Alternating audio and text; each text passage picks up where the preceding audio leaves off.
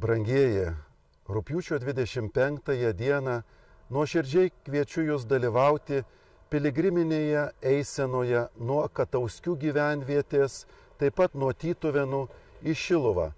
Tai tradicinė piligrimystė skirta padėkoti gerajam Viešpačiui už mūsų tėvynės laisvę, nuo tada atvykus į Šiluvą 12 valandą švęsti šventąsias mišias. Tai nuostabi proga, brangiai, melstis, drauge dėkoti Dievui ir paminėti taip pat Baltijos kelio 35-asias metines, kai drauge sustojome Baltijos kelyje ir dėkojome Viešpačiui už dovanojamą laisvę.